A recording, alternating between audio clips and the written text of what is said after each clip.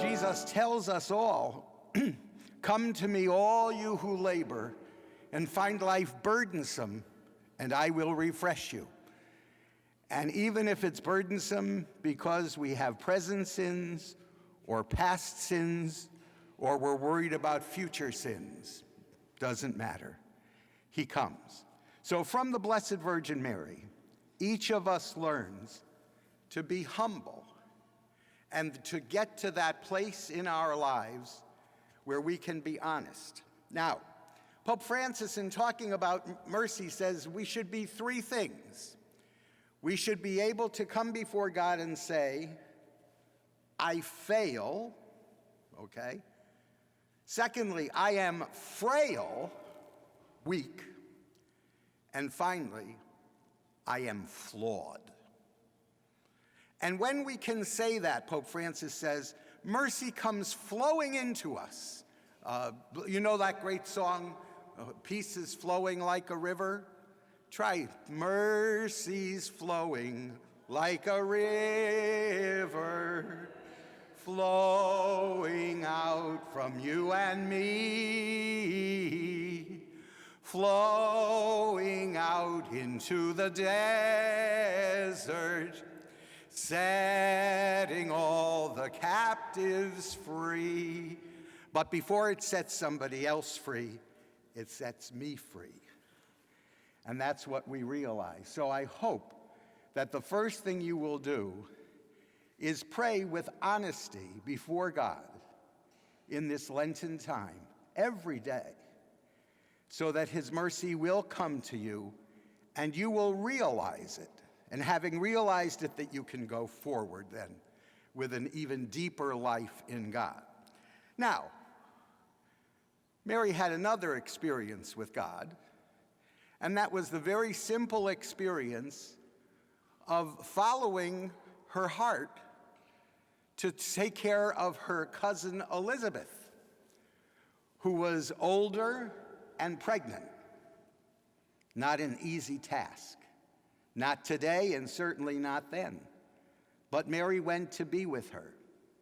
And what happened between her and Elizabeth, Elizabeth's recognizing of the Savior, and Mary's great prayer, which has in the middle of it, the Almighty has done great things for me.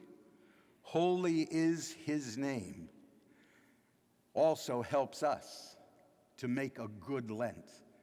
Because the Pope has said to us all, oh, the spiritual works of mercy are all right. But how about if you get hands-on and you do something for somebody who needs you? You go and visit the sick. You go and spend time with people who mourn. However, if you go to spend time with people who mourn, don't be like some of our people of a certain ethnicity who go and wail at funerals. You know, they talk about the hired women that certain people would get so there would be crying at somebody's funeral. Oh, that's not what I'm asking for. I'm asking you just to go and be with people as they mourn. You might even take a greater risk. This is what I've done now for about 3 months, and it's not easy. I have to overcome a lot to do it.